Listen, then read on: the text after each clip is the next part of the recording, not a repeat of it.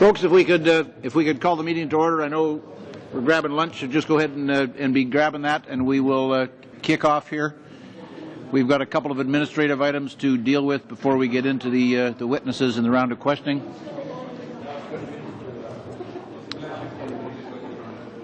No, sorry, this is a working meeting.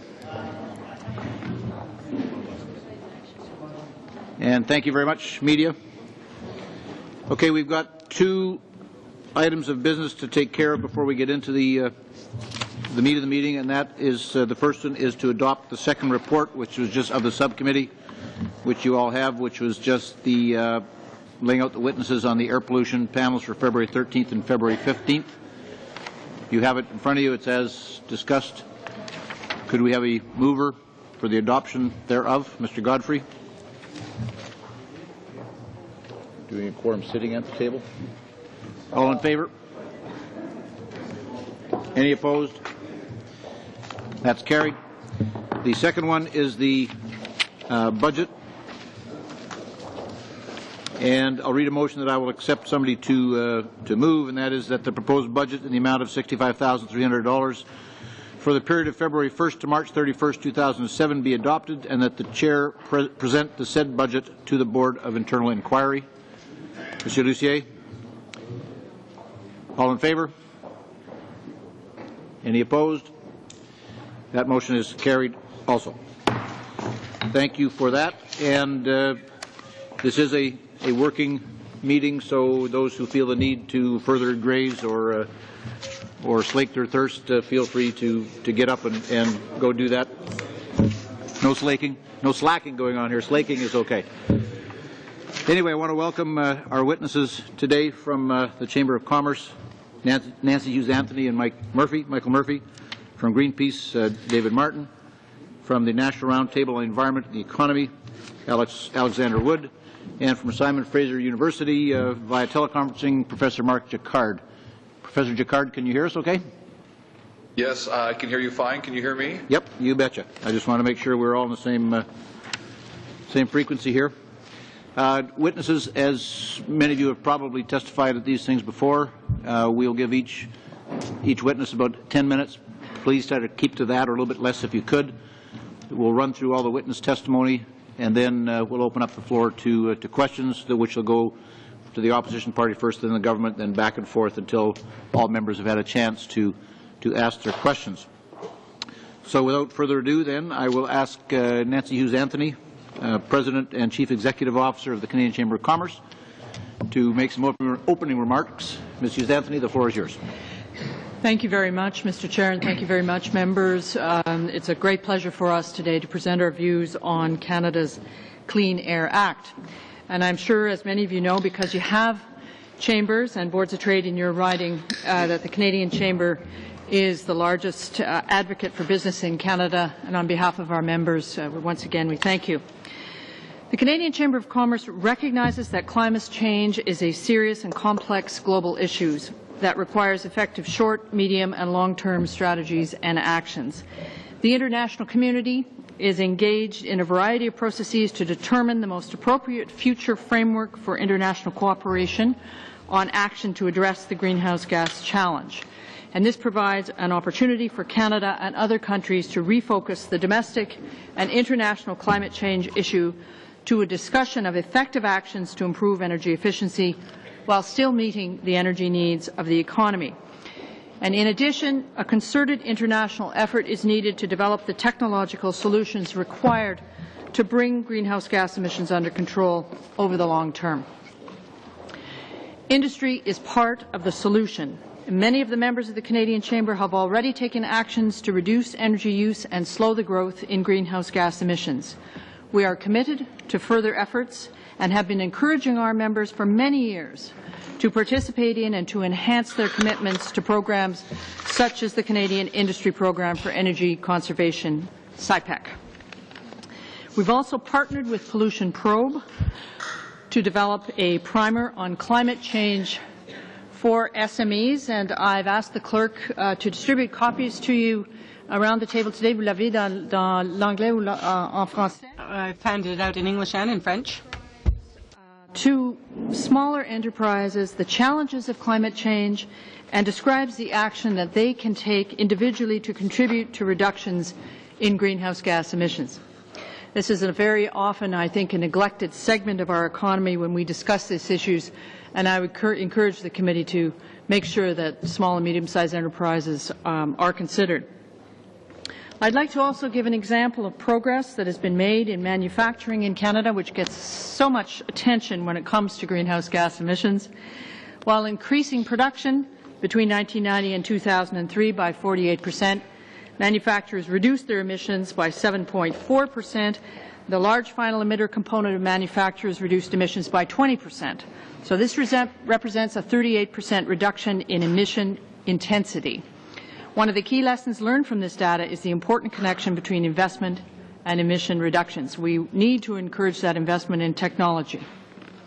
So while we continue to take actions to slow the growth of GHG emissions, there's no doubt new technologies will be the key to the large-scale emission reductions that are needed over the long term. And as you know, Canadian industries are currently developing new technologies and fuel sources, but many initiatives are only at the pilot stage, and they will have to be scaled up to full projects and programs to prove successful. And examples of these technologies include recovery of oil from drilling muds, utilization of gas from oil refining that would otherwise be flared, and improved animal waste management. Given the importance of energy to the economy, new technologies such as clean coal and carbon capture and storage deserve significant attention, and a longer-term focus is necessary to support full development and commercialization of these technologies and to undertake the necessary research into other potential breakthrough technologies. Le secteur des affaires fait partie de la solution. Business is part of the solution, and it's willing to continue to do its share by playing an active role. Discussion for this committee today. Canadian industry supports the setting of responsible targets along with an effective compliance regime.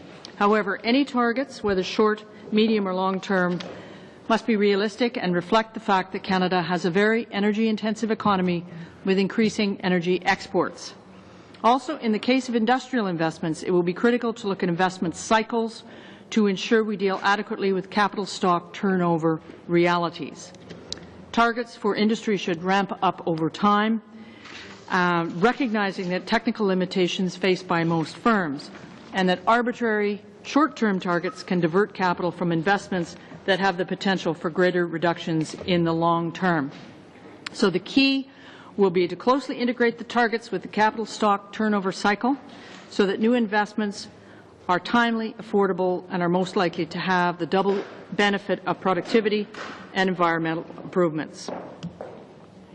An integrated approach to dealing with both energy and the environment that provides for fair contributions from all regions and segments of society is needed if we want to adequately address both climate change and clean air. And it must include a dialogue with Canadians about their own responsibilities and must develop measures that adequately address the consumer contribution. And we agree that the targets for greenhouse gas emission reduction should be based on emission intensity, where emission levels are compared with the level of output of the firm or sector, rather than on absolute emission levels. And this ensures that companies are not penalized for growing their business, even when they achieve significant environmental improvements. Two other points quickly, Mr. Chair. One is on the issue of equivalency. We support the approach in Bill C30 where regulations are not needed when existing provincial regulations have an equivalent effect. This ensures that industry initiatives to achieve further environmental improvements are not thwarted by overlapping and possibly conflicting regulations. You will agree, I'm sure, we need only one regulator in each jurisdiction. And finally, with respect to the Notice of Intent to Regulate, which was tabled in conjunction with Bill C30, a number of principles were listed as guiding the development of industry regulations.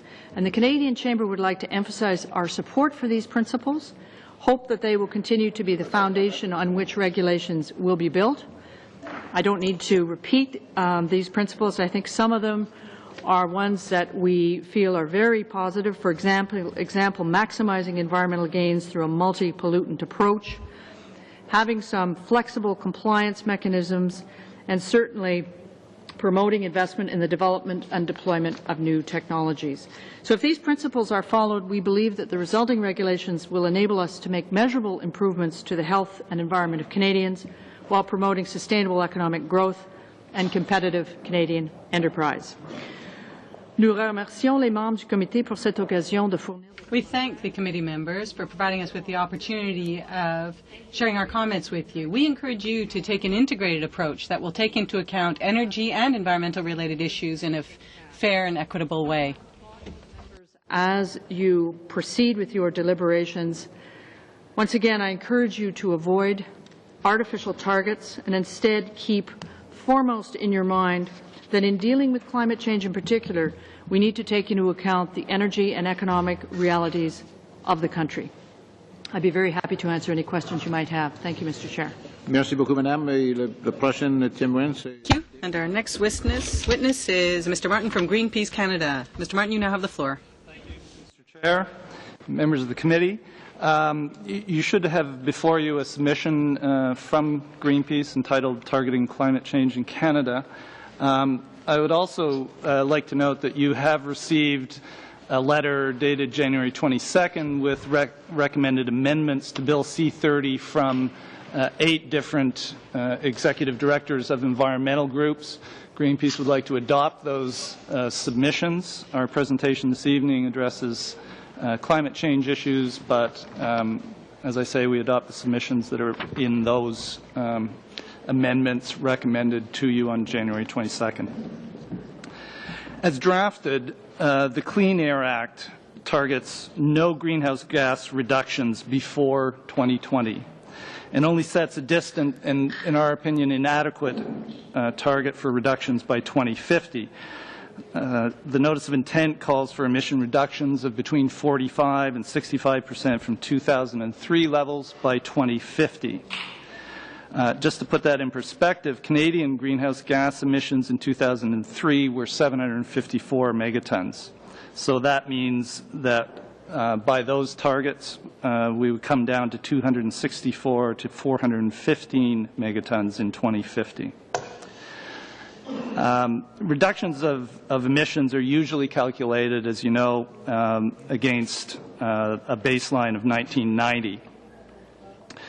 As a signatory to the Kyoto Protocol, Canada committed to reduce emissions to 60% below 1990 levels by 2008-2012.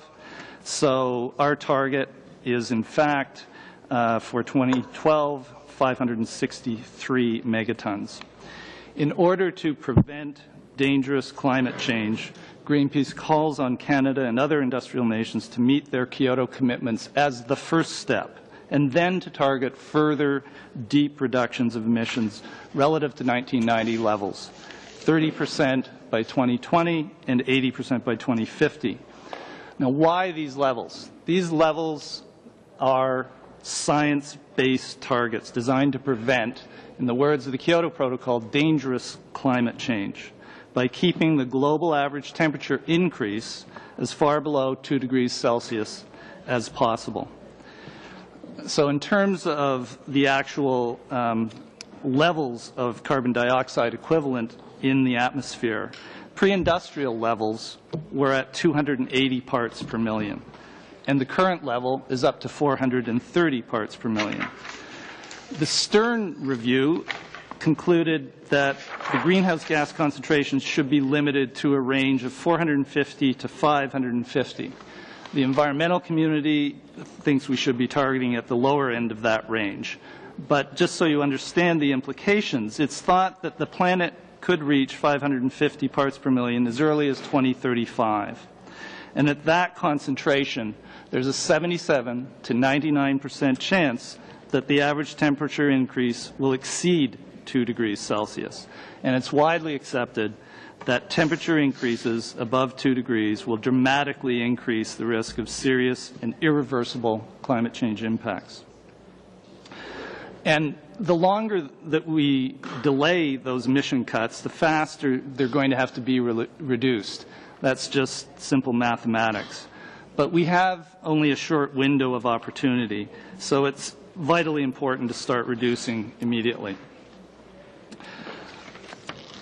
With regards to intensity-based targets, the Notice of Intent states that, quote, the government intends to adopt a target-setting approach based on emissions intensity. Emissions intensity is a measure of greenhouse gases emitted per unit of economic activity. Unfortunately, these intensity-based targets can be used to misrepresent progress or the lack of progress that's being made. Canada's greenhouse gas intensity, measured in megatons per $1 billion of gross domestic product, has actually decreased, that is, improved, 14% between 1990 and 2004. However, this improvement has occurred largely spontaneously as a result of energy efficiency improvements at the same time that the absolute levels of greenhouse gas emissions have increased 27%. And therefore, Greenpeace rejects the use of intensity-based targets and supports the use of absolute targets for greenhouse gas reductions. What about Canada's climate crisis? Despite making a commitment to the Kyoto Protocol in 1997, Canada has only had 3 plans, one in 2000, another in 2002, and finally the 2005 Project Green Plan in April of 2005. The early plans relied primarily on voluntary actions instead of effective regulation or incentive programs or market-based programs. Thus, greenhouse gas emissions were not reduced. As we know, by 2004, emissions rose to 758 megatons, 27% above the 1990 level, and 35% above our Kyoto target. This places Canada amongst the worst countries in the world in terms of emission changes since 1990. Canada ranks 4th from the bottom amongst the 41 industrialized nations known as the Annex I parties. This, in fact, is a worsening of Canada's ranking since 2005, when it was 6th from the bottom.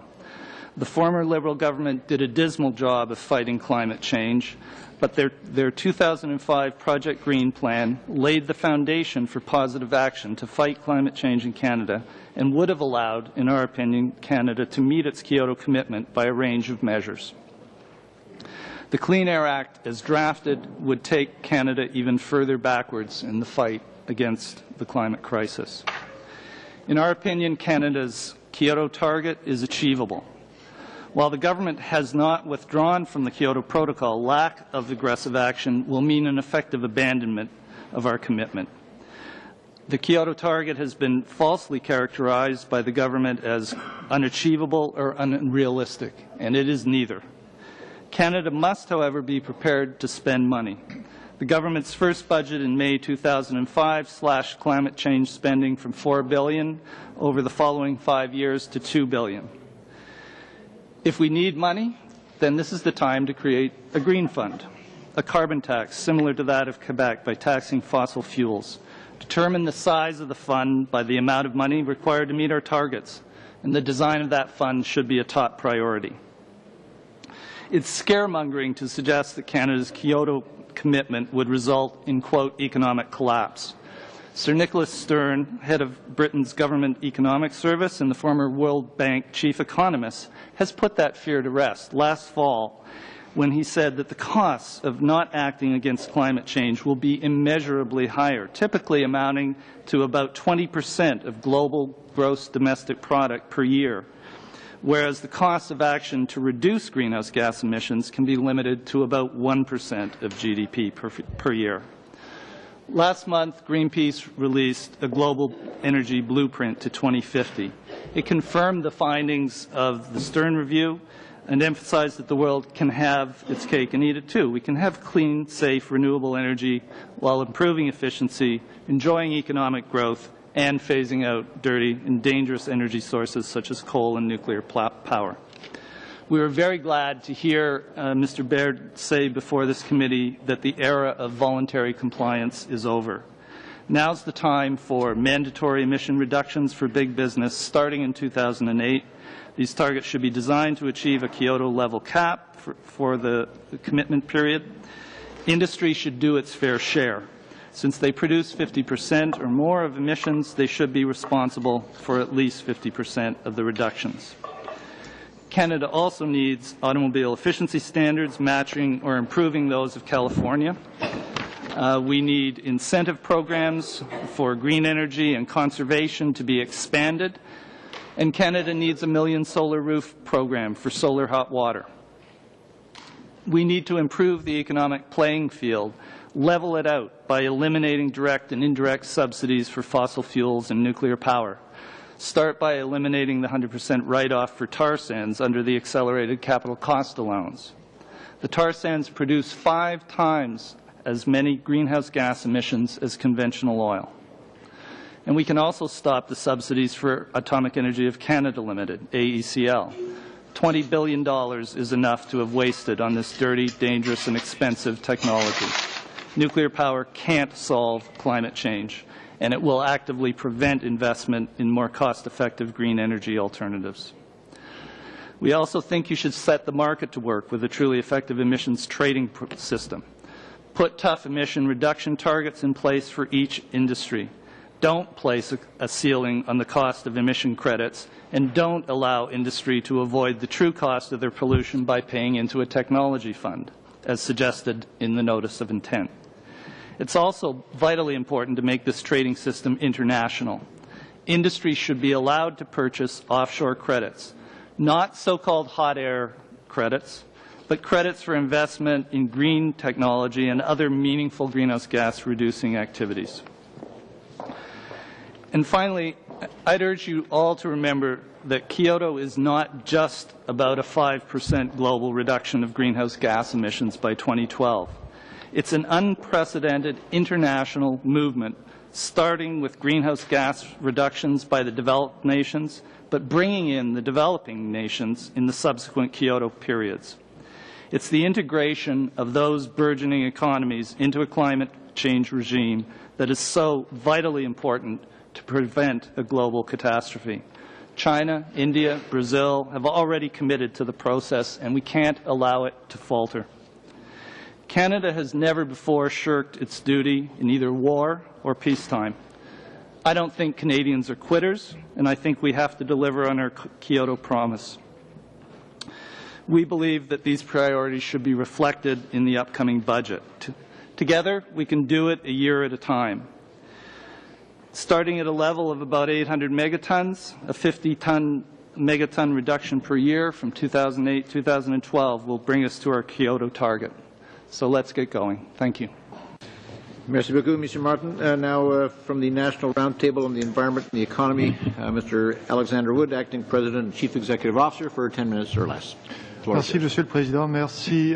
Thank you, Mr. Chairman, and thank you to the committee members for the opportunity of coming today to speak to you and to share the perspective of the National Roundtable on the Environment and the Economy on the issue before you today. I'd like to apologize for the fact that the material that I have with me today has not been provided. In French, we could not have the documents translated. We had some problems, so we will submit them to the clerk as soon as possible. It's going to be of a fairly general nature. I'm going to talk about work that the National Roundtable has done on the issue of long-term targets for the country, specifically with reference to an advisory note that the National Roundtable released this summer on how Canada could achieve a 60% reduction in its GHG emissions by 2050 while still meeting the energy needs of its growing economy. I'll also talk a bit about the fact that the Roundtable has been asked under C30 to provide some advice to the government on a number of matters.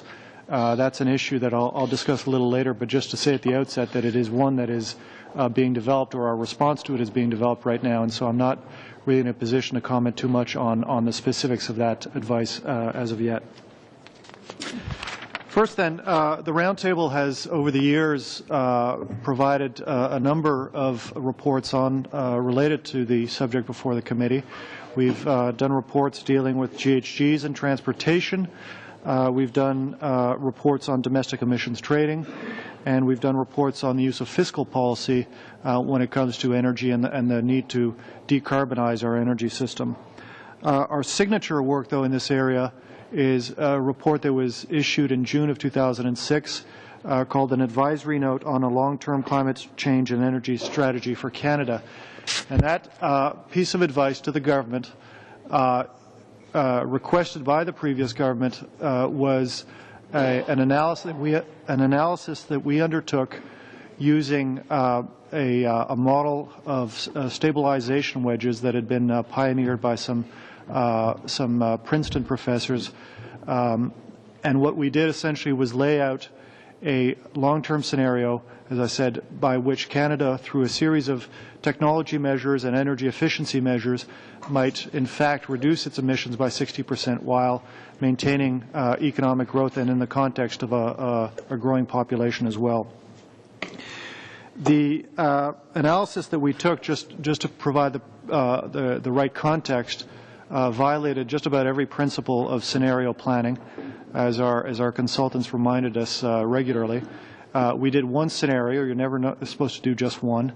You're always supposed to do more than one, and you're never supposed to do an odd number because people think you're just suggesting the one in the middle.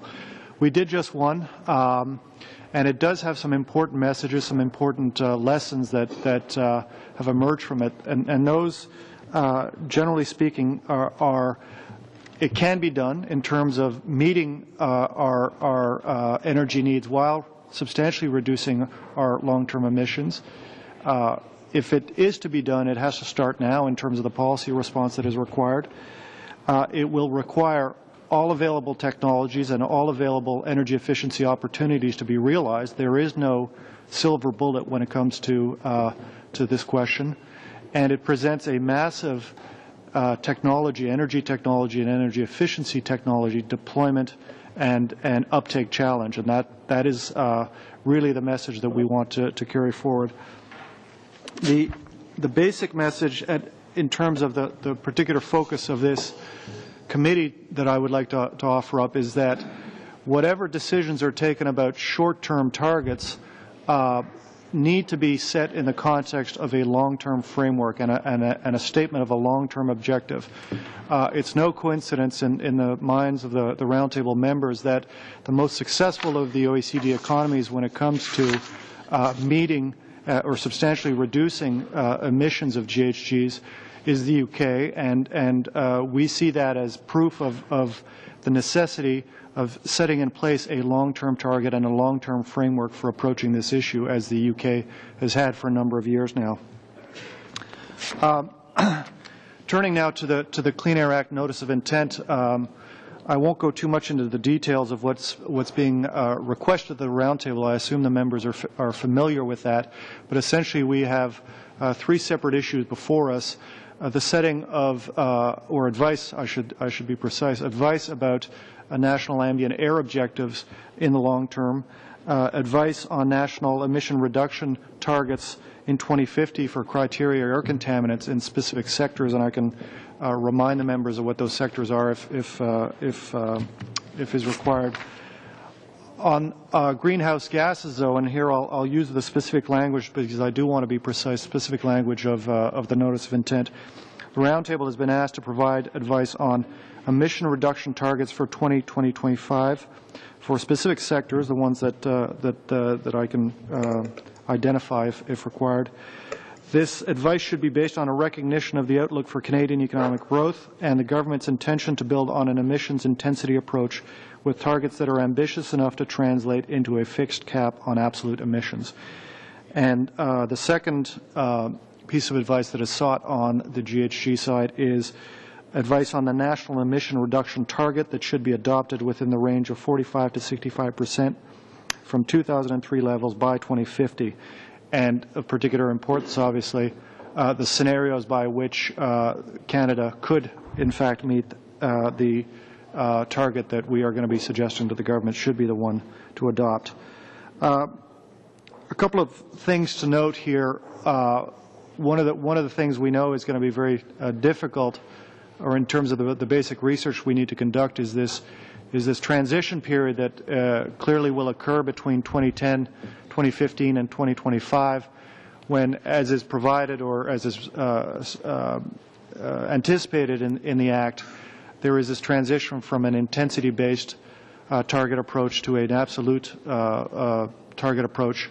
It's an issue that needs considerable thought and that we're going to be devoting considerable research resources to. The second point I'd like to make, obviously, is on the question of that long-term range, the 2050 range. It is obviously consistent with the approach that we've already done, or the research that we've already undertaken, looking at that 60% number. The 60% number that we've already provided our advisory note on. I should be quite clear on that. The Roundtable was not advocating that particular target when that advisory note was put out. That was a nominal target chosen for research purposes, but we now have, obviously, from a research perspective, the beginnings of an approach towards meeting the requirement now to actually come up with advice on a particular number.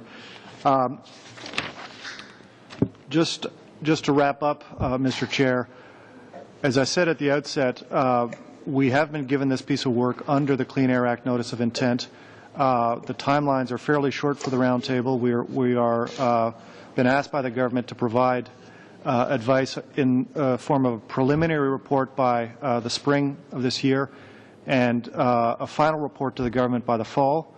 And we are right now in the course of developing the research agenda, the basic methodological approach that we're going to use. A large part of this is still to be discussed with the members of the Roundtable. We're meeting with them later this week, in fact, to walk them through what our suggested approach is. And so I may not be able to give you a clear sense of what the Roundtable members themselves are feeling about this question right now, but I'll try to answer whatever questions you might have. Thank you.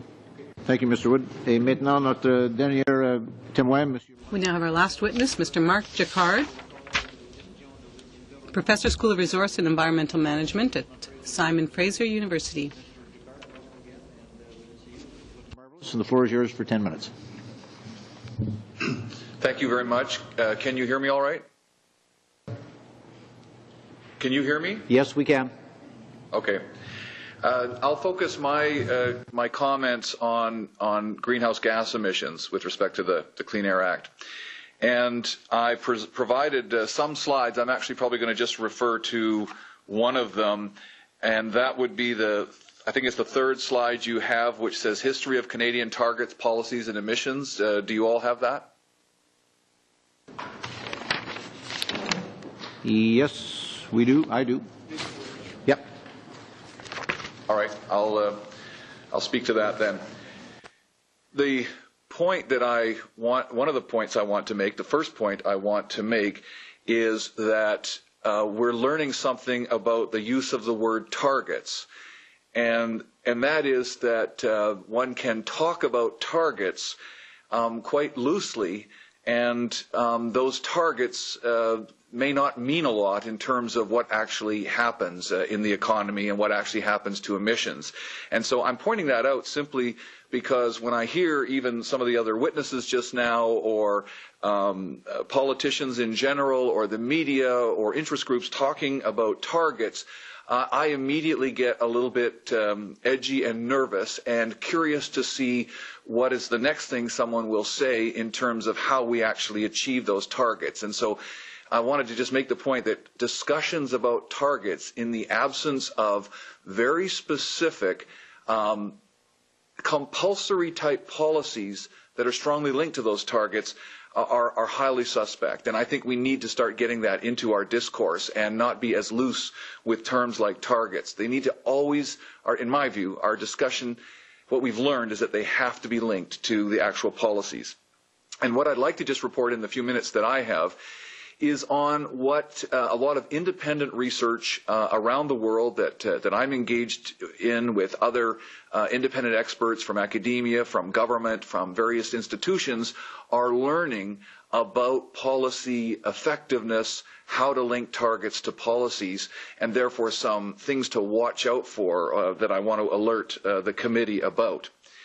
So if you look at that overhead, what you see on the bottom in red are the different targets that Canada has set at various times. What you see on the top of the line are the policies that we enacted that we said would get us to those targets. And of course, the line you have going up are the actual emissions and what they've done over that time frame. And it's, you know, it was hard to argue in 1992 or 1993 what might happen with various types of policies, looking at the Canadian data. But now we have the advantage in 2007 of looking at data and experiences in Canada, the example I'm showing you here, but also in other countries around the world, with their ability to link policies that actually are effective in achieving the targets they set. And so there's a couple of points I want to make about that, some of which are hopefully very obvious, but nonetheless I think they bear repeating. The first is that voluntarism does not work when we're talking about something as profound of a technological change as dramatically reducing greenhouse gas emissions. And by voluntarism, I mean policies that are primarily subsidy-based and or providing information, television advertising, labeling of products, small subsidies, large subsidies, that kind of thing. I also want to point out that to the extent that policies have been very focused on energy efficiency, there's an additional challenge. And I can talk to this later in questions if someone wants to speak about it, and I have a slide to it that I don't have time to talk about right now. Research from electric utility programs over 25 years in the United States, from government programs in Europe, Canada, and elsewhere, are indicating that energy efficiency is much more expensive than its advocates would have us believe because of differences in risks of the new efficient technologies, in the lengths of paybacks from those technologies, that energy efficiency is much more difficult to achieve from a policy perspective because when you're giving a subsidy, it's hard to sort out who was going to make an efficiency investment in the first place. And so when you start to bring, and then finally, when you improve the productivity of energy in your economy, so through energy efficiency actions, we talk about small rebound effects where people might actually demand more of a service if it becomes cheaper, such as heating and so on. But I think that's small and is dwarfed by a larger rebound effect that I and several international researchers are very interested in right now, which is that general productivity gains in energy lead to a plethora of new energy-using technologies that are all around us. And so if you were to ask me if I thought that Canada would use dramatically less energy 40 years from now, even after having made a concerted effort to do so, I would be very skeptical of that potential. What that tells me is that from a policy perspective, we need to be focusing increasingly on emissions rather than energy efficiency. And when you do that, there will be energy efficiency gains that come from that. But when I hear language such as, well, let's work on efficiency first, and then we'll turn to the more difficult question of emissions, that to me is part of the explanation for the figure that I just showed you, which is this huge gap between the targets we set and then what actually happened, that the policies we used. Because those policies in green along the top were all primarily dominated by subsidies and information programs, so the voluntary approach. What I also want to point out is that as long people also, there's advocates of renewable energy will argue that with just a bit of subsidy and removing subsidies from fossil fuels, that very soon renewable technologies will beat out fossil fuels, and so that's a good policy approach. And I would argue that the evidence does not support that. The evidence tends to support that as long as fossil fuels, which are a very rich, in many ways wonderful form of energy, can use the atmosphere as a free waste receptacle, we are going to see that innovations will continue to find ways, developing a backyard patio heater that burns propane or whatever, ways of using fossil fuels to provide new services that you and I can't even imagine right now, but which will emerge over the next 10, 15, 20 years. This leads me to the point that our policies have to be of a compulsory nature. They can be designed in ways that they don't have huge economic impacts in the short term, and that's where I would put my effort, is on that design side. But those policies have to be something that constrain people in a regulatory way or by financial penalty from using the atmosphere as a free waste receptacle. And all other discussion about targets and voluntarism and energy efficiency should be dwarfed by our policy focus in that particular area. And what this means is that all sorts of subsidies are probably not as important. So when people talk about super funds and getting government to spend more money, I'm not convinced of that. When it comes to policy design, we're now in a conundrum in Canada where we're looking at a large final emitter policy that would have a cap and trade character to it, which is something I support, but which would only apply then to about half of the economy. And so we may be heading down a road where, when I heard people say we really need industry to cover its load, I would argue that we're going to end up where industry might end up cutting emissions with that LFE program, depending on how it's designed, and it doesn't have too many escape clauses, but the rest of the economy will continue to follow the same trajectory unless we get those kind of signals out to consumers. And so the way you would do that, for example, is that the large final emitter program would actually go further upstream and would be a program not on emissions from industrial facilities, but instead would be a program that looked at the carbon content coming from the fossil fuel sector and charging for that. Or the LFE, the large final emitter program, would have to be tied to strong similar types of policies affecting transportation sector and affecting the building sector, including everything that's inside of buildings, such as appliances and so on. And I have some proposals that are well recognized around the world and that various governments and countries are starting to implement now. And so I have proposals for how one would get there, but I won't talk about the details of those right now. So this can mean that when we look at the wedges of emission reductions that Alex Wood was just talking about in the preliminary study that the National Roundtable did, that one showed a considerable amount of energy efficiency being the way to get to deep greenhouse gas reductions in Canada over several decades. I just want to alert that there is research out there that suggests that that energy efficiency, when you get down to its cost and policy constraints, could be much more difficult to achieve, which means we need to be focusing right now on forceful policies to get the signal out there that you can no longer emit greenhouse gases, and those policies need to be coming in place right away with this act. Thank you. I'll conclude there. Much, Professor. Appreciate that. And we've got just a little over 68 minutes to get in 68 minutes worth of questions. So without further ado, we'll turn it over to Mr. McGuinty and splitting time with Mr. Godfrey for the first 7 minutes. Thanks, Mr. Chair. Thank you very much, guests and witnesses. Thank you, Professor Jacquard. It's good to see you on TV again.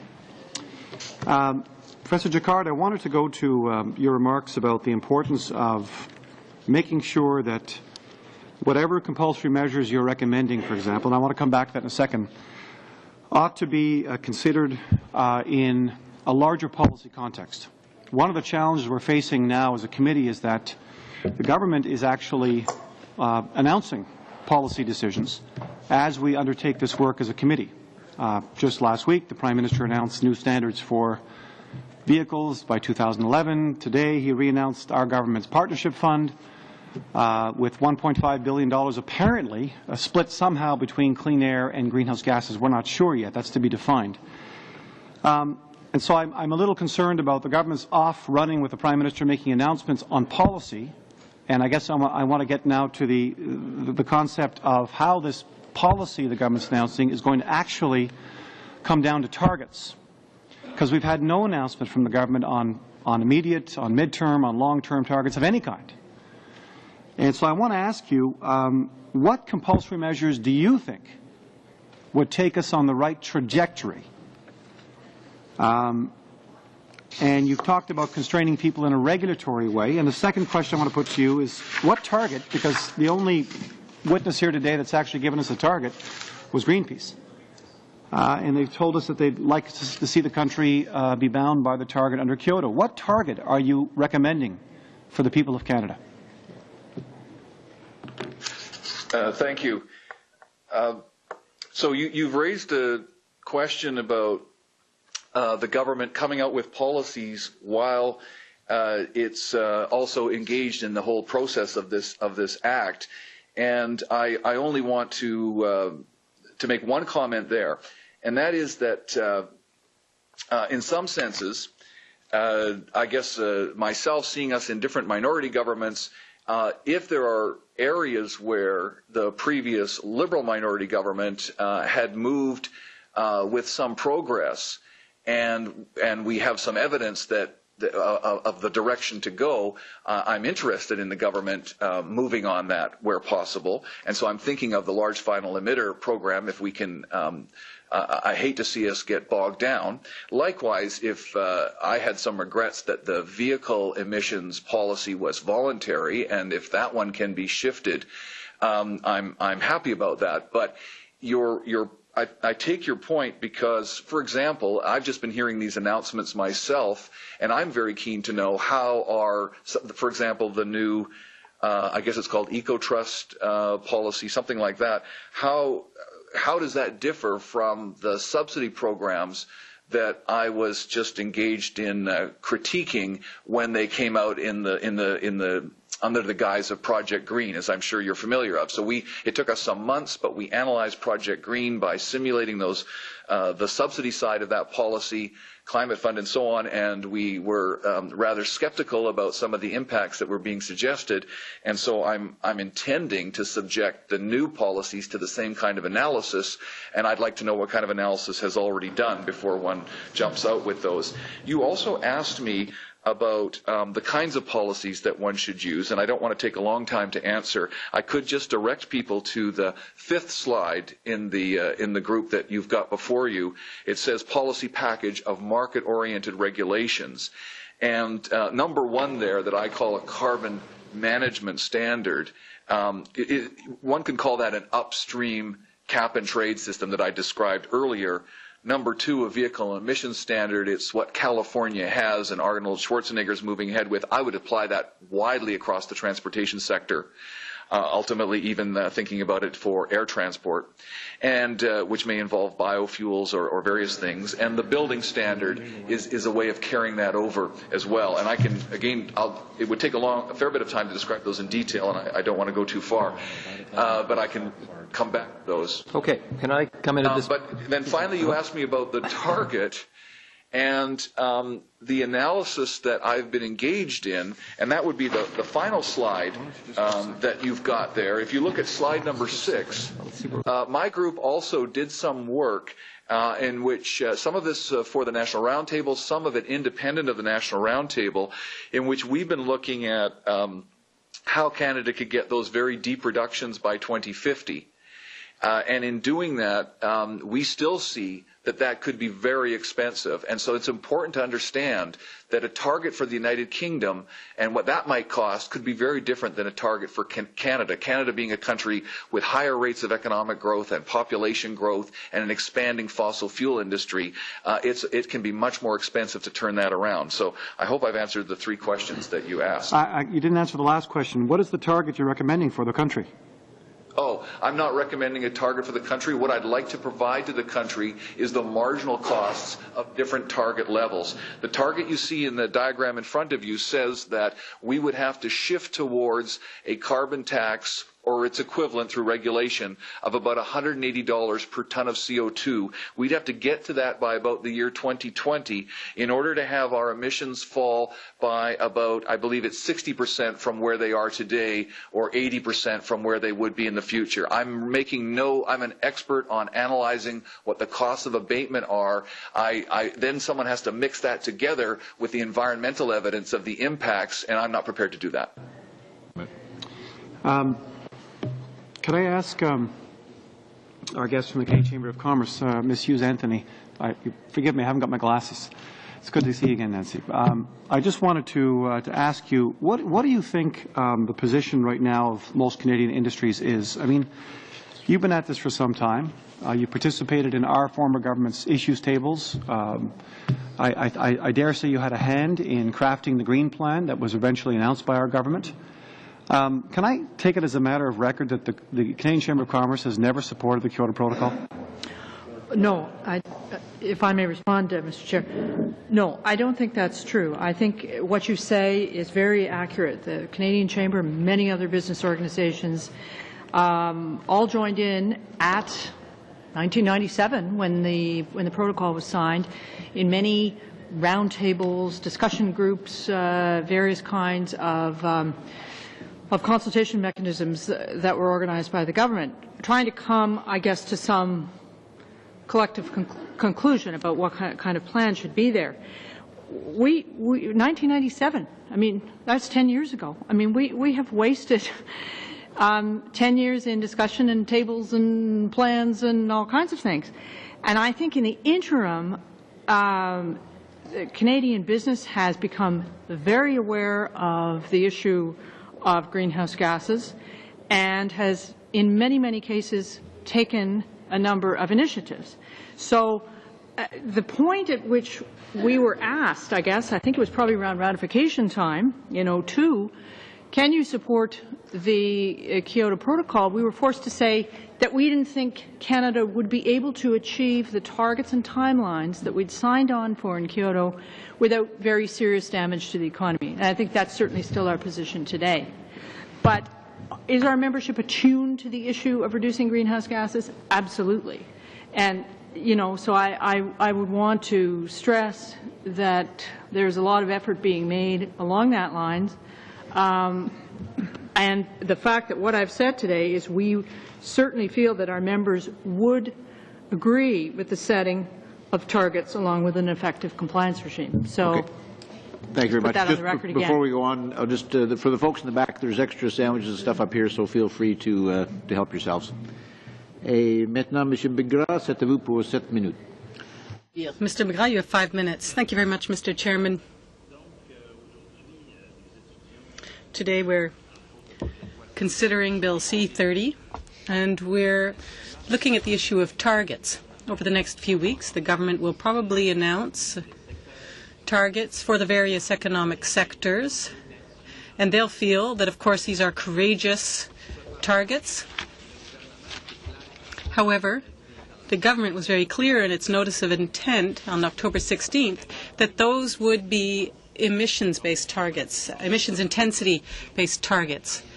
That is to say, the amount of emissions produced per unit produced. Now, the Kyoto Protocol does not take into account emissions intensity targets. The Kyoto sets absolute targets. So my question is this. My question is for Mr. Martin. Have you done any forecasts based on emissions intensity targets and those based on absolute targets? So the absolute targets under Kyoto and the government's emissions intensity targets. The emissions intensity targets will not bring us any closer to Kyoto's targets. They will, in fact, distance us from those targets. Let me put it in perspective by talking a bit about Alberta, because in Alberta, Alberta was where the whole intensity-based emission targets started with the Alberta government's climate plan in 2002. And that plan, I think, underlines the fact that intensity-based targets are simply a way of deflecting attention from the need for real absolute decreases in emission levels. Alberta's intensity targets are reductions of 16% by 2010 and 28% in 2020. But these targets would allow absolute increases of emissions of 34% in 2010 and 38% in 2020. That's what they're predicting. And I think that shows just how misrepresentative and false and really ultimately not useful that intensity-based emission targets are. We need absolute levels of reduction, and that's how we can best understand the environmental imperative and the fact that those targets that I was talking about, the 30% reduction by 2020 and the 80% reduction by 2050, those are based on the science. And Mr. Jakarta is not addressing that. I understand that. But that is what's being addressed by the world community, by the Intergovernmental Panel on Climate Change, and others. And that's why we need absolute emission reductions, not intensity-based targets. Thanks. Deuxième question. Second question, then, is for Ms. Hughes-Hantony. You stated that you would like Canada to take an integrated approach and that takes into account energy and the environment. And I absolutely agree with you. But in the last Commissioner of the Environment's report,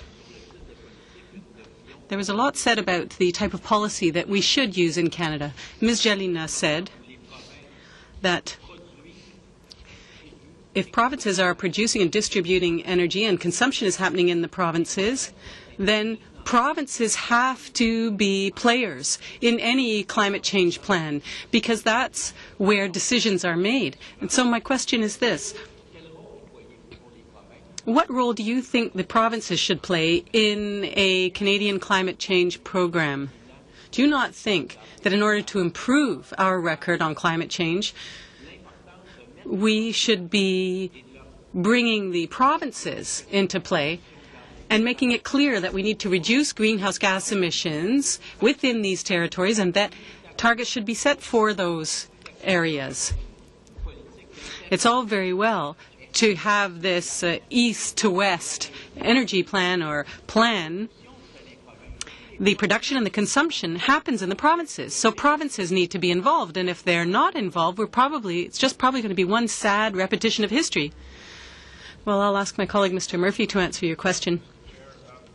I'll just make a couple of quick comments here, and I think it's been for a long time that I think when you're looking at in terms of public policy development and planning, in terms of dealing with climate change, it strikes me that you've got a whole lot of stakeholders that you've got to bring into the picture. And one of them that we have been arguing for some time now is other levels of government other than the federal government. So clearly in terms of if you accept our premise that energy and economic questions have to be part of the discussion, that you stop talking about this question strictly from a silo perspective, if you want to put it that way, which I think we did too much of for too long and right from the get-go. Provincial governments need to play a very significant role here, and I don't just mean it in terms of looking at some of the specifics that might occur on things like provincial equivalency agreements, for example, which we think would be very important in terms of dealing with regulation in the right context, but also in terms of the fundamentals of making sure we make good decisions in Canada. There's an issue with respect to the roles that provinces play in the energy area. Many of our members deal with provincial governments today. If you look at the two areas that are involved here from Bill C30 standpoint, both in terms of air emissions and GHGs, provincial governments are an important stakeholder. So right through the process, we've been arguing, well, there's a list of people that you want to make sure are engaged sufficiently from a policy perspective. Provincial governments are right up there at the top of the list, I would say. Go ahead. Briefly. I'd just like to add that I think that your idea, Mr. Bigras, is this.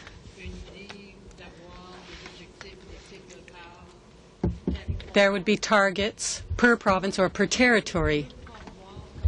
I don't see how that could work.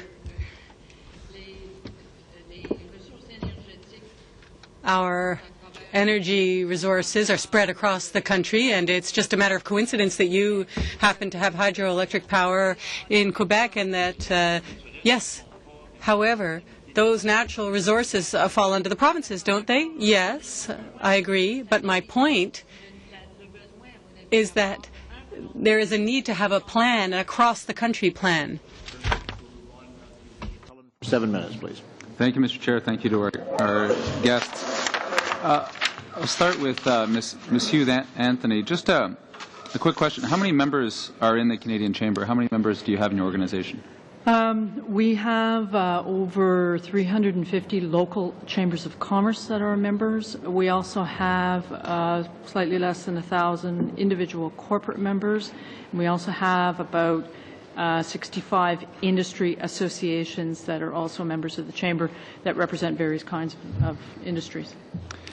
When we're talking about regulations for the largest final emitters, the biggest polluters in the country, often, which is bandied about when you ask government how many of them there are, there's usually less than 50. And you can even narrow it down on some of the biggest and most polluting. Because we're talking about the economics of this proposal right now and the recommendations that we want to insert into this bill, because we find it, I think you're satisfied with it, but many are not. Mm-hmm. Has your organization costed out the potential economic harm to the small and medium-sized businesses if the climate were to continue warming? Well, we've not done that costing. We're not a scientific organization, but that is one of the reasons. Economic costing, not scientific. No, we've not done that. Okay. But that is one of the reasons why we partnered with Pollution Probe on this modest document, because we have a very large concern that there has been a lot of emphasis over the past number of years, planning period, on large final emitters, and that's fine. I know there was a process under the previous government when many of those large final emitters were in a very active dialogue with the government. But in our view, the whole question of small and medium-sized business has not really been raised.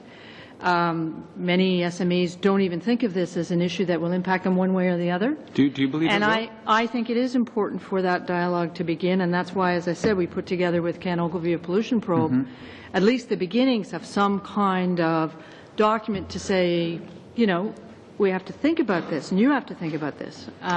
It seems to me, I come from a rural part of the country, a lot of forestry reliance. And the chambers of commerce that are in my region are absolutely desperate with worry with what's happened to our forests in northern British Columbia. The economy is absolutely being hammered. And when we had the forestry executives and some of the researchers that work for them in front of the committee and asked, is there a correlation between climate change and what's happening to the pine beetle epidemic, they said with total certainty, yes.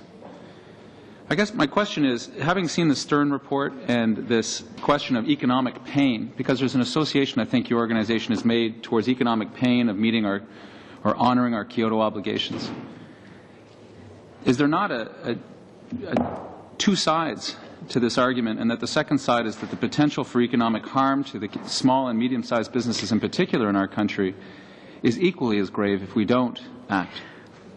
Of course. I just don't think it's the time now for us to try to, whether we're politicians or business groups or scientists or whatever it is, to try to polarize groups and say there's more pain this way, no, there's more gain this way. We need to get on with it. And in this respect, I think many of us around the table agree that there is science that is very, very challenging, as was pointed out by the scientists on this panel today.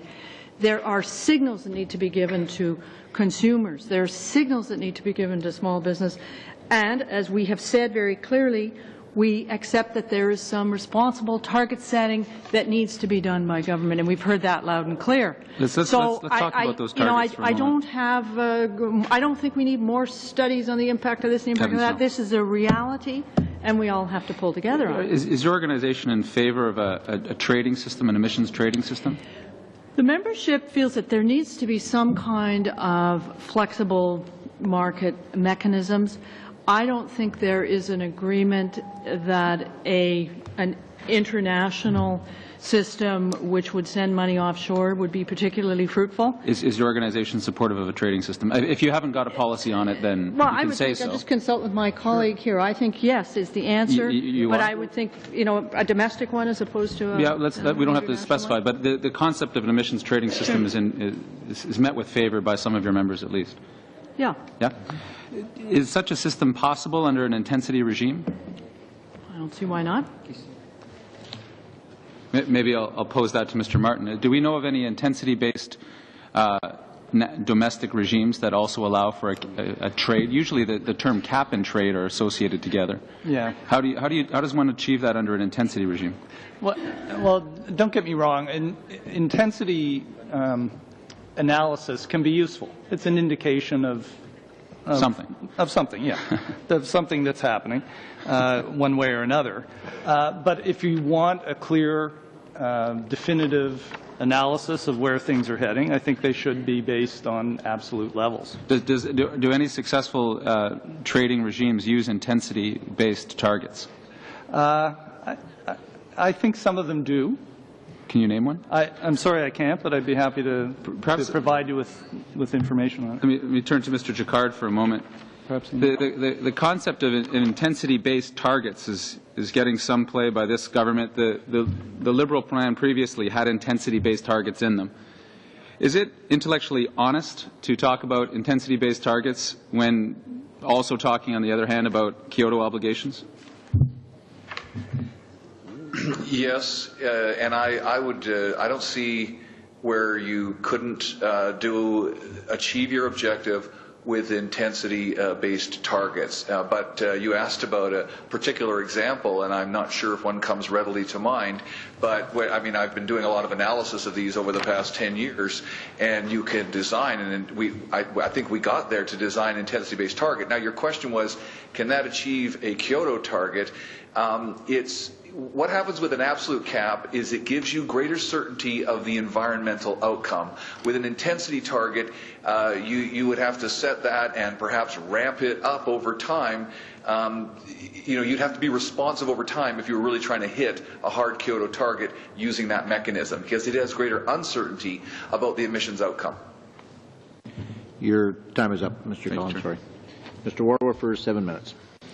Thank you, Chair. Thank you to the witnesses for being here. The two questions that I have are going to be focusing on the technologies we need to use to clean the environment, and also, again, some more questions on intensity-based. And I'm going to primarily be focusing on Mr. Jacquard and Mr. Wood. The focus... Mr. Jacquard, you were at 288. You came out and you gave testimony at the committee on 288. In fact, as every witness that came out, I asked, can we meet the targets? Every witness except for one said we couldn't meet the Kyoto targets. You were quoted in the National Post a couple days ago, February 9th. They quoted you as saying, referring to meeting the Kyoto targets, you'd have to destroy 1/3 of the buildings and equipment in our economy in the next 4 years to meet the Kyoto targets. And then further on in the article, you said that you're quoted as buying international credits in a 4-year time frame is virtually impossible because you have to buy it from someone. Someone somewhere would have to have done some greenhouse gas reductions. And we would have to be able to verify what they did, that they did it, and that is really difficult. So, first of all, is that a correct quote? And as far as the targets, I guess the first question is the Kyoto target. There's a lot of rhetoric on that.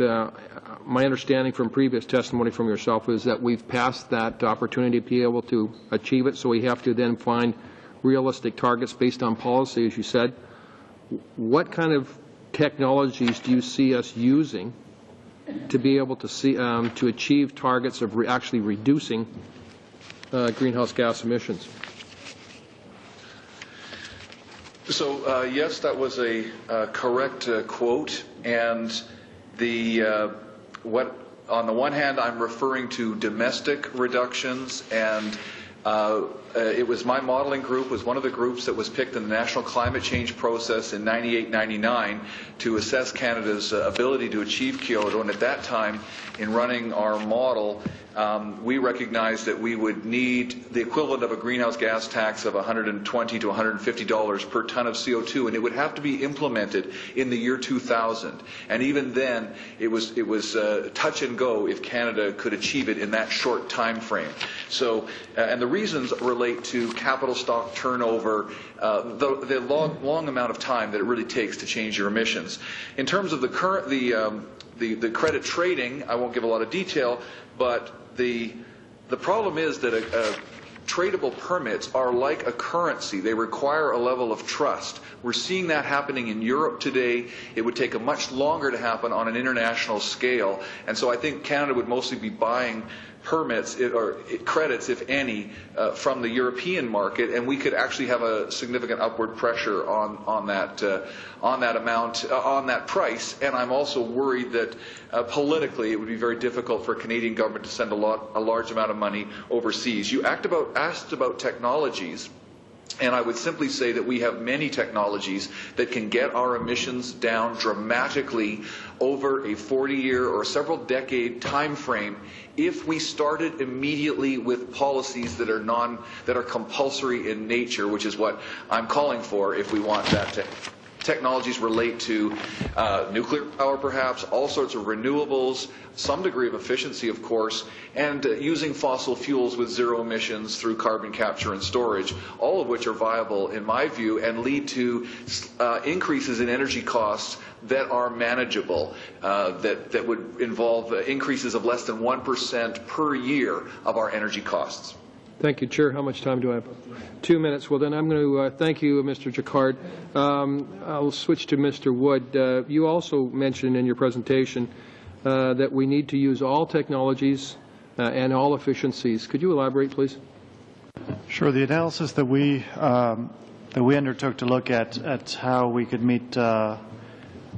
how we could reduce our emissions by 60% by 2050 essentially took a look at all the full array of technological options, and concluded that essentially, given the scale and nature of the problem, of the challenge, that we would need to use every possible technology to do so. And that, just as a caveat, our starting assumption was to do an analysis with based on current technologies and what was known about the rates of development and uptake of those technologies. So we weren't anticipating any kind of new breakthrough technology that might contribute to the solution here.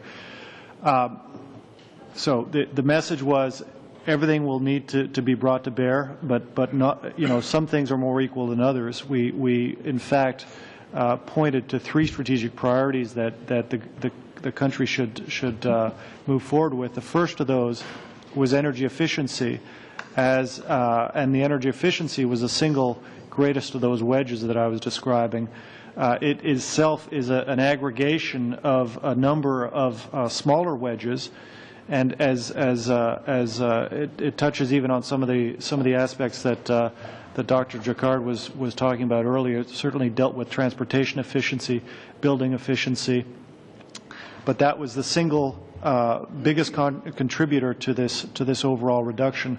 The second was in the form of carbon capture and sequestration, and so we identified energy production from the oil and gas sector as the second key strategic priority in terms of technology.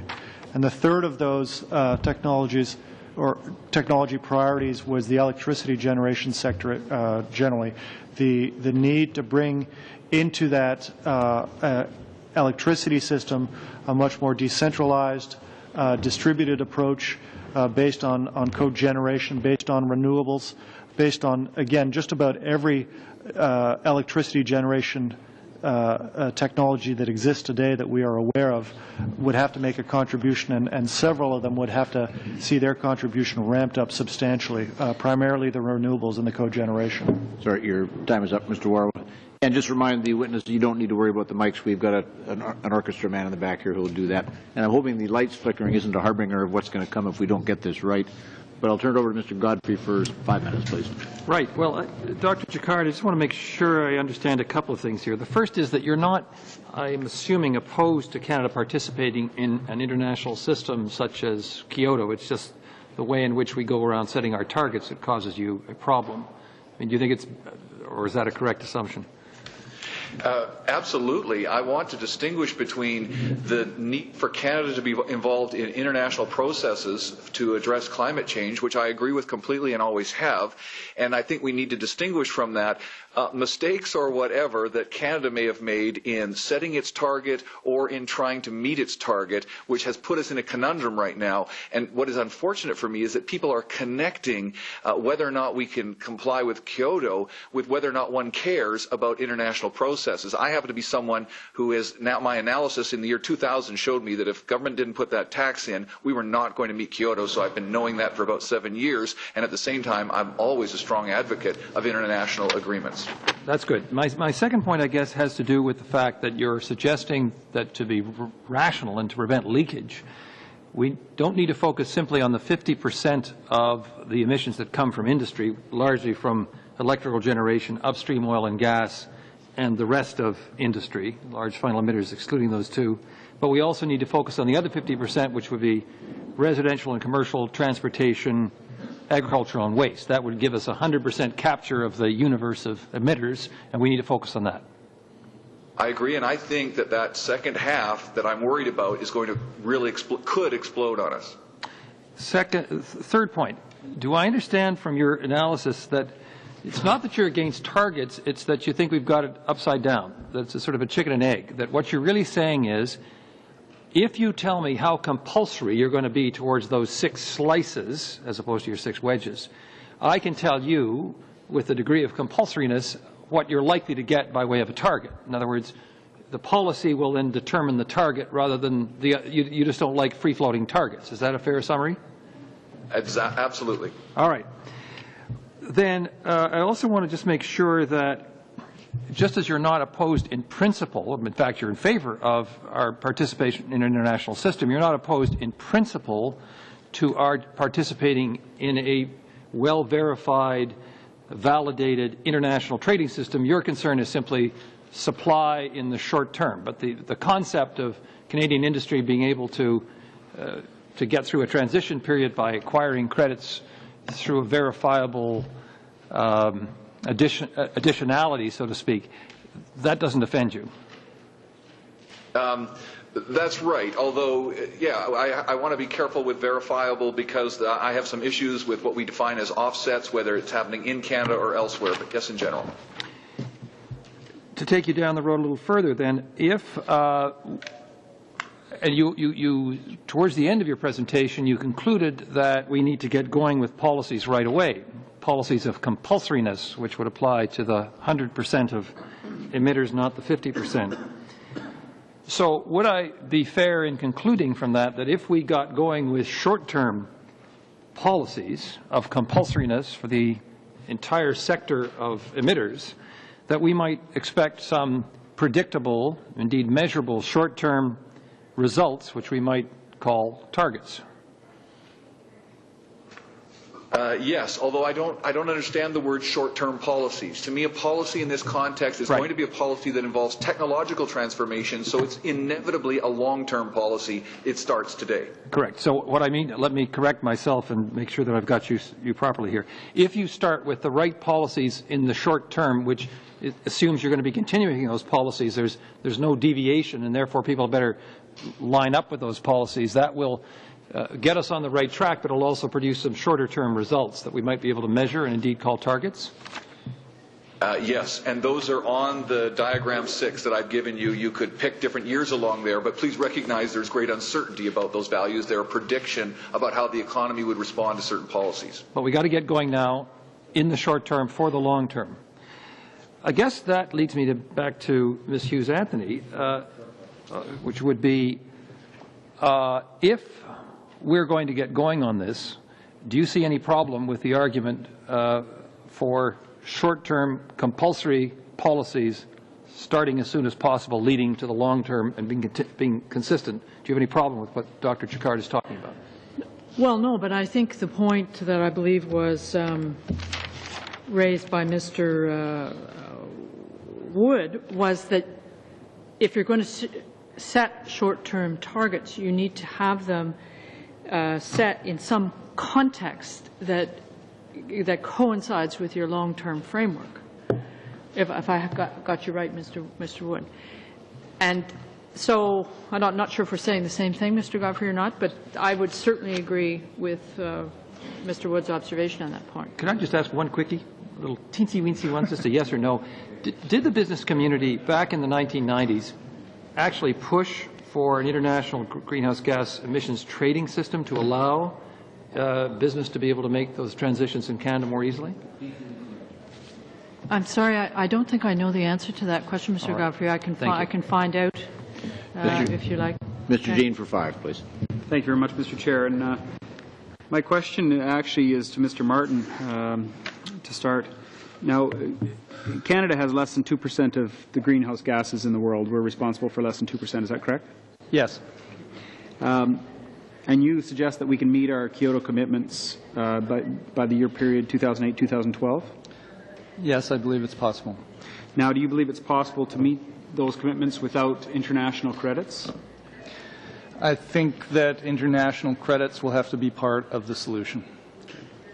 So, in essence, we would have to send money to third world countries, developing countries, to meet our Kyoto targets, to help them build industries, more efficient industries. In fact, I think that was what you said, is let's not send money over to them so they can spend it on the projects they want, but send it over to them so they can build more efficient plants, etc. Yeah, the physical reality is that carbon dioxide doesn't stop at the 49th parallel or any other border. And if we can make efficient investments elsewhere outside of the country, that works too, but we don't think we should be investing in so-called hot air. Let's invest in the really effective greenhouse gas reducing technology. China is responsible for somewhere in the neighborhood of 17% of the greenhouse gases. I don't recall the exact figure, but that sounds about right. Yeah, 11-12% for India. That's correct. Fair enough. So indeed, China, for instance, right now is introducing a new coal-fired plant every week. I think they're building one right now, aren't they? But I think, is that correct? Those three? That I couldn't tell you. I know they're radically increasing their renewable energy production as well. In fact, in some places in China, people are born and die without ever seeing the sky because it's so polluted. One of the biggest successes that we're seeing now with the Kyoto Protocol is the clean development mechanism and the uptake in China for the use of that so-called flexibility mechanism under the Kyoto Protocol has been massive.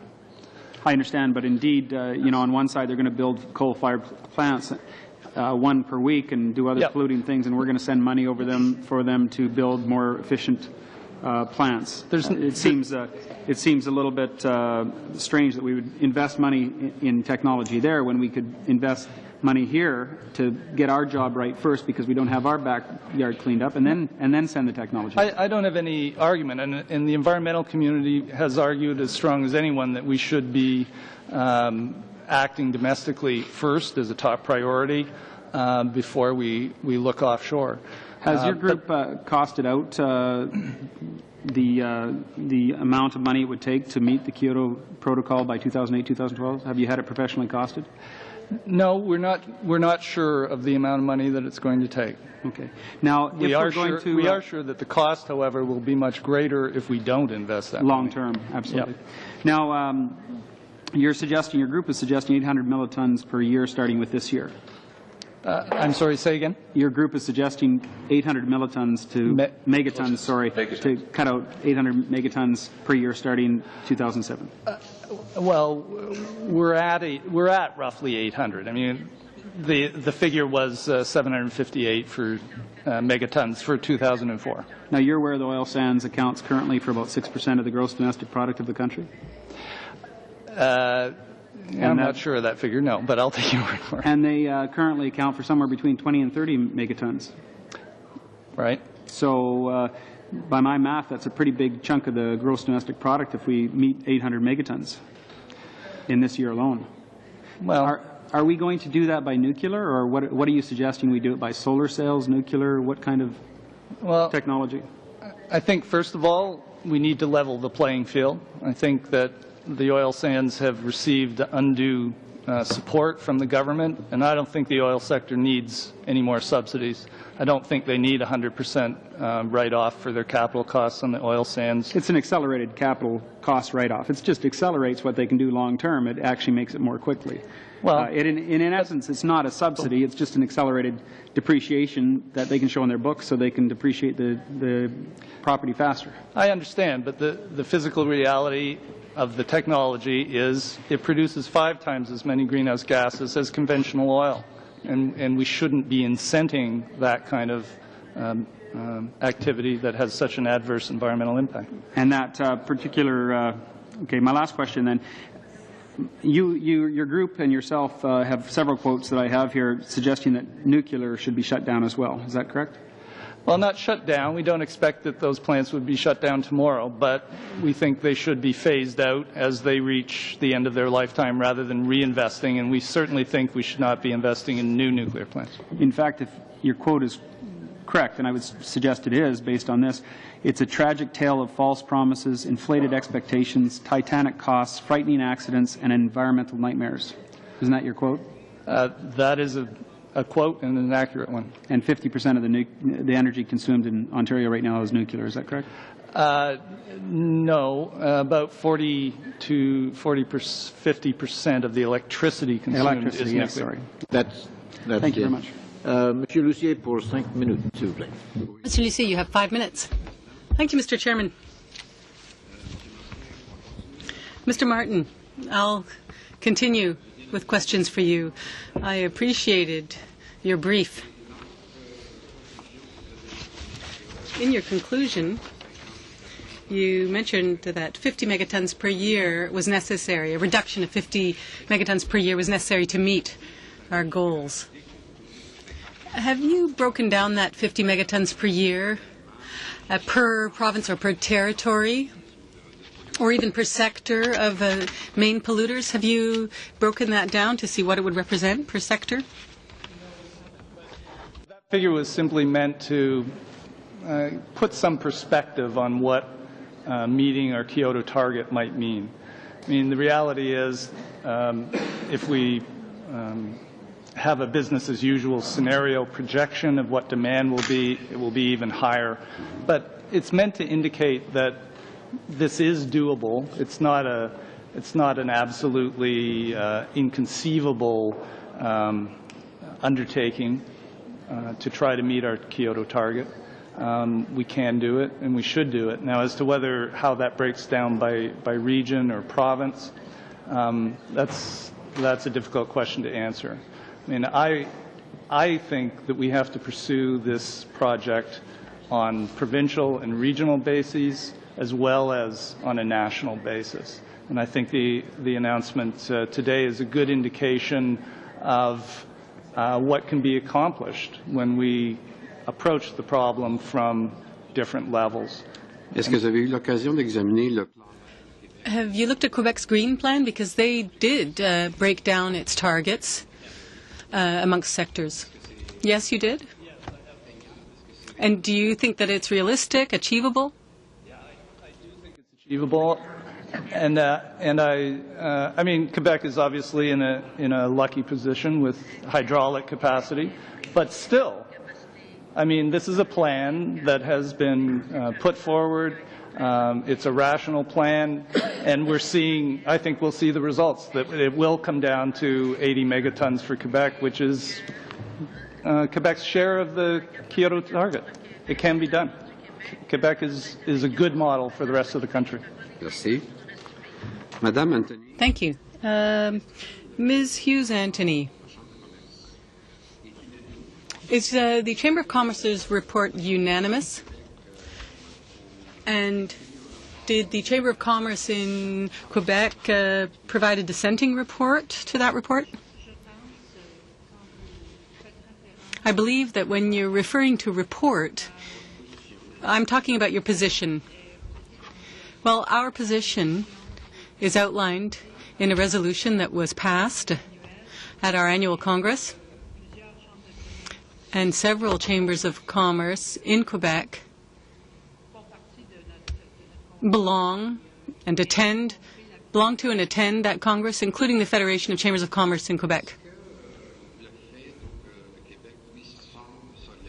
Quebec seems to be on a path towards non-reliance on fossil fuels, but let's say in the West there seems to be a reliance more on fossil fuels. Do you not think there's a contradiction in these schools of thought? Well, I think that's more of a different reality. The natural resources are different in various territories, and that's not something that one can change just because one wants to. However, I did hear you say that there should be a pan-Canadian cross-country policy and that there should be no distinction made between the provinces. Well, I believe, as Mr. Murphy pointed out, each province has a role to play, and that's very clear. And each province has varying circumstances. But when you're looking at the Canadian economy, as one of the members stated, developing natural resources, for example, oil and gas in the West, has a positive effect on the economy and on the overall Canadian economy, including, I would assume, Quebecers. Therefore, in my opinion, it's difficult to advocate a position that sets these regionally based targets and doesn't take into account the fact that resources are distributed across the country. You said earlier that we can't damage the economy by restricting the oil and gas sector.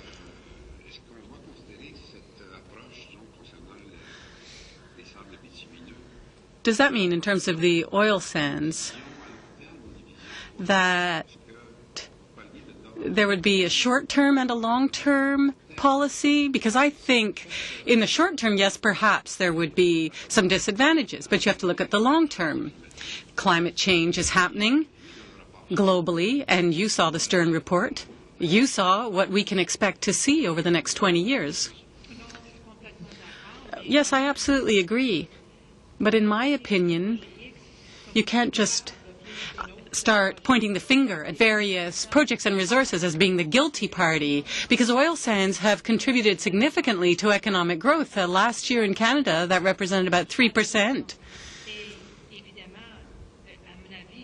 And in my opinion, there has to be more research and development so that we can ensure a development that minimizes greenhouse gas emissions. Sorry, Mr. Lucia, your time is up. Mr. Manning for 5, please. Yes, thank you very much for your attendance here today. Mr. Wood, as Canada's greenhouse gas emissions skyrocketed over the past 10 years, did the National Roundtable on the Environment and the Economy ever relay those concerns about these trends, either formally or informally, to the federal government? Well, as I said at the outset, there were a number of reports. I mean, the roundtable is an advisory committee, so that the advice is offered up to the government to do with what it chooses to do. There were a number of attempts, a number of initiatives through the 90s focused on practical solutions to greenhouse gas emissions, on the transportation sector, on emissions trading, on the use of fiscal policy. There was also a national forum that was convened by the National Roundtable to bring together members of the Order of Canada to look at what was known about climate change at that point, to try to arrive at some consensus statement over the issues that should be first and foremost in Canadians' minds. So there was that ongoing work in that period. It's scaled up, obviously, because of references that have been made to the National Roundtable by the previous government and by this government, and so most of the more detailed analysis of the options that Canada is facing in the long term have really come over the last couple of years, but it would be inaccurate to say that it was not a major preoccupation of the roundtable before that as well. Mr. Martin, when Buzz Hargrove testified here last week, and just to follow up on my colleague, Mr. Jane, from that Canada has less than 2% of the world's greenhouse gases. I want to quote Mr. Hargrove. He said, "No country that signed on to Kyoto has been able to meet the targets." He went on and said, "Even if Canada had done everything possible, it couldn't do it on itself. If the United States doesn't do it, if other major powers around the world don't move in lockstep, then you still have a problem. Why would you jeopardize everything that Canadians hold dear while others are going merrily along their way?" I'd like to ask you to comment on, and do you agree with Mr. Hargrove's comments? Well, in fact, a number of countries are well on their way to meeting their targets. So we've already seen Germany has reduced its emissions since 1990 by over 17%. The United Kingdom has reduced its emissions by over 14%. I mean, I think the European Union countries generally are leading the way, so that's incorrect. Okay. Which countries are not on target to meet their international commitments under Kyoto? Well, Canada is certainly amongst the worst of the culprits, but there are a number. Can you name any? Well, the ones that are worse than Canada are Turkey, Spain, and Portugal. Okay. I could follow into Professor Jacquard. Many would have us to believe that it's Kyoto or nothing to make things work. But now we are 35% above where we need to be. I was wondering if you could express your opinion on that. My opinion on what? That Kyoto or nothing? Yes, the fact that we're 35% ahead of where we need to be, and still we hear being professed that it's Kyoto or nothing.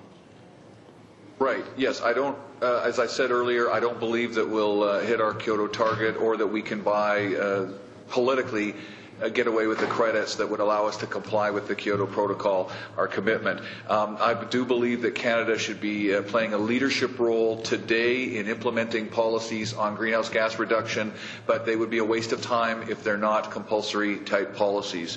And I believe also that we can set an example to work with the United States, who I think will be changing their position over the next few years in that endeavor, and that would be something where I believe the United States will be using even trade pressures to bring along countries such as China and India.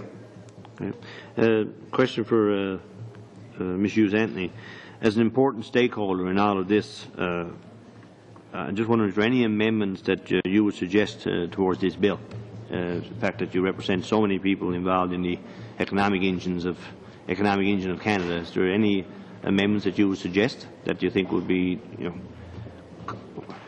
that we could live by and still do what needs to be done in regards to protecting our environment? Well, thank you, Mr. Manning. I'm not prepared at this point to say that we have proposed amendments to suggest.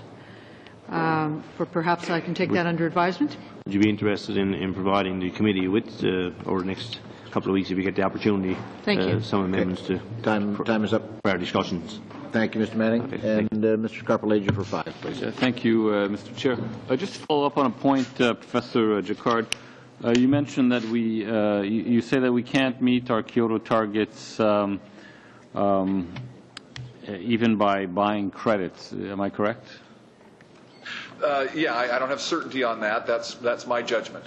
So, should we be? Do you see it as sort of an all or nothing proposition in the sense that if we can't meet our Kyoto targets by buying credits, should we just not participate in that market at all?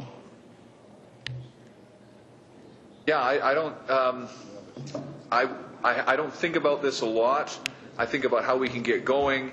And at this point, I think it would be very good for the rich countries of the world to set aggressive targets and with policies that make those targets happen for themselves. And basically that's what's happening in the world. The Europeans are acting, the Americans are not, the Australians are not.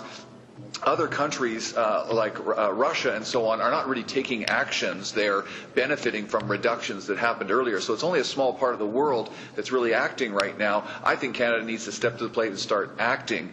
But and so I don't see how we really help the world. I think we help the world more by doing domestic actions, fairly aggressive right now. Thank you. Mr. Martin, I was looking at your brief where you said that because industry is responsible for 50% of emissions, it should, if you could just repeat that, it should be responsible for cutting. Yeah, 50% or more. I mean, I think we need a fixed absolute cap on emissions for industry that extends a Kyoto level target. I guess I understand your point, but it's too clear cut almost. You know, it seems almost like a rule of thumb. It just doesn't seem like it's a number that comes out of some detailed serious analysis. Maybe it does, but you know, when you say, well, 50%, therefore 50%, I mean, maybe it's a good rule of thumb, but it just doesn't seem to be something that would be well supported in the details. I don't know what you... Yeah, well, I know it isn't easy when it comes down to the negotiations, when it goes sector by sector, and when you have to deal with those industries and all their particular problems and hassles and benefits and costs. But that's the kind of negotiating that needs to be done, and we need, and I think governments need to be seen to be fair, and I think Canadians expect that this shouldn't be put on our backs as individual consumers, that industry has to be brought to the table and I see your point. Share. You have to start somewhere, basically, is what you're saying. Ms. Hughes, Anthony, you'll recall about 2 years ago, the Liberal government at the time proposed something that it followed through on, but it proposed using CEPA to regulate greenhouse gases. And in fact, there was a lot of controversy around that. The opposition at the time, the Conservative opposition, did some saber rattling, threatened to bring down the government, made all kinds of alarmist statements, like the following one, which I hate to bring up because it involves the chair of the Environment Committee, who's a fine fellow. I just want to make that clear. Of the other committee. He said, Mr. Mills at the time said, placing the control of greenhouse gas emissions under the CEPA would be a de facto carbon tax, which would result in the loss of thousands of jobs and would increase the cost of heat, electricity, and transportation. How did your organization react at the time? That was a hot issue, whether or not to put greenhouse gases under CEPA. I'm sure you had something to say about it. What did you say? I'm going to ask Mr. Murphy, who was involved at the time, to respond. Sure. And when that happened, essentially, you saw the government of the day saying, let's call GHGs toxic. And a lot of our members kind of scratched their heads a little bit, saying, under what definition does that qualify? So I think there was some negative reaction from that standpoint. There wasn't a negative reaction, though, to thinking about dealing with GHGs from a CEPA perspective, though, in terms of the legislation. And I think a lot of our members, and that's because there's a lot of history here from the business community in terms of the environmental protection legislation, and a lot of our members are used to dealing with it. So you now have a program here which basically says, let's amend that, let's take them out of there, create another section in the Act and deal with it this way. And I think people will say, okay, well, there's another proposal, we'll work with that. So there was clearly some folks who were upset about it, no question. Your time is up. Sorry. Flies when you're having fun. Monsieur Paradis for 5 minutes. Mr. Paradis, you have 7 minutes. Thank you, Mr. Chairman. My question is for Ms. Hughes Anthony. Ms. Anthony, I'm familiar with your reputation. I know you were named as one of the 50 most important businesswomen, and so it gives me great pleasure to question you today. You made a statement earlier on that was very interesting. There are many small and medium-sized businesses who still are not aware of the impact of these changes, and perhaps they're the ones who have been forgotten in this whole debate. I'd like you to tell us what you think the key is to a sustainable economy.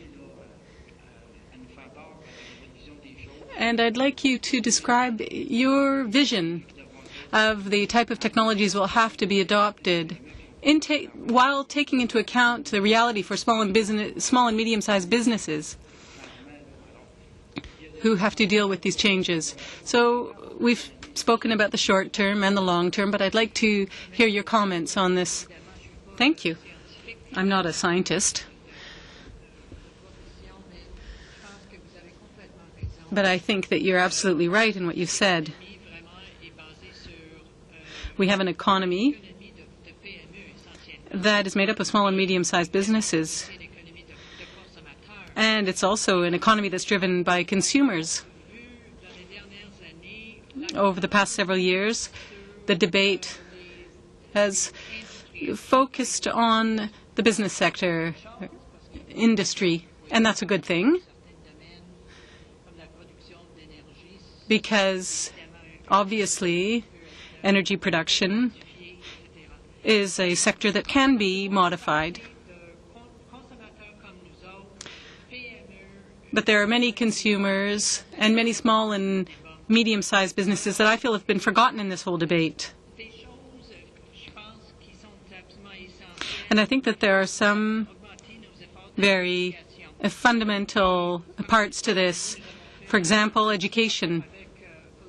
We produced a report with Pollution Probe, and in that report we talked about things like reducing waste and updating air conditioning and heating systems, improving transportation. And all those factors will contribute to reducing pollution and improving energy efficiency. And so in my opinion, if we were going to talk about a good plan, in quotation marks, then the intention from the government has to be clear on whether or not it's going to regulate. But whether there are targets or goals that are set, they have to be clear for the consumers and the small and medium-sized businesses. When he observed that energy efficiency sometimes leads to a plethora of new energy devices. And I think what he was referring to is what I call the beer fridge phenomenon, which is when you buy a more efficient refrigerator, you take that old one and you put it in the basement and put your beer in it.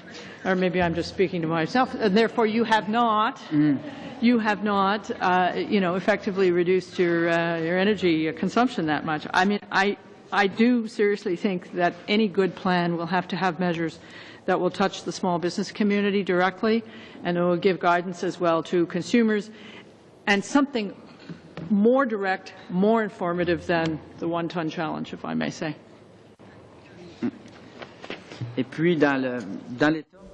Thank you. Now, we've spoken about new types of technology and innovative technology.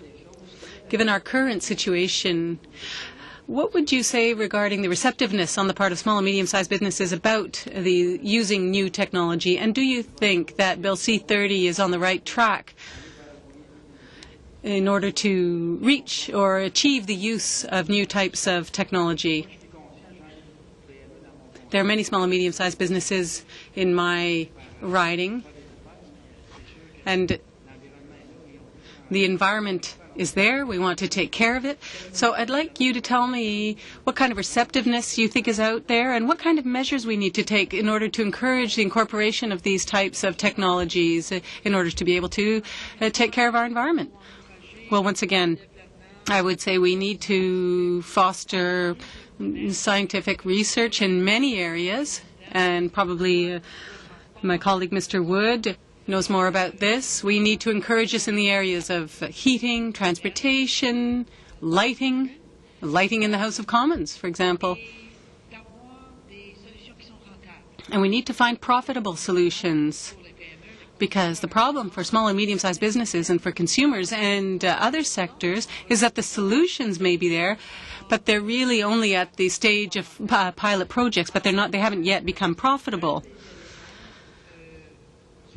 And so I hope that one of those constituents of a Canadian plan will involve investment into new technology and will involve making it accessible to small and medium-sized businesses and to consumers, whether we're talking about cars or trains or heating systems or electricity. And I don't think you're alone on the beer fridges, but Liberal side anymore? Mr. Watson? Thank you, Mr. Chair. Mr. Martin, I'll start with you. You've concluded in your brief to us that intensity-based targets are unacceptable. You stand by that statement? I believe that intensity-based targets are an unacceptable way to gauge our progress effectively on greenhouse gas reductions. Okay. I think they have their purpose. They have a use, but this isn't the best use of them. They're useful on our way to a hard cap? No, they're interesting as a way of trying to understand what's happening in the economy. We want less intensity. That's a good thing. We want to accomplish more with less energy. There's no question that's a good thing. But if we want to reduce greenhouse gases, let's be clear about it. Let's call a spade a spade. Let's have absolute levels, target them, and go for them.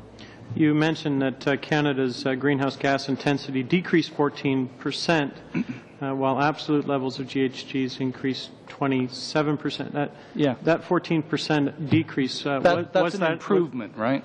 Was that an intensity-based target, or is that just a measurement of something that actually happened? Well, it's not really clear. It may be, in fact, that the economy is in downturn. It may indicate, and probably does, that I'm asking you whether that reflects an intensity-based target that was set.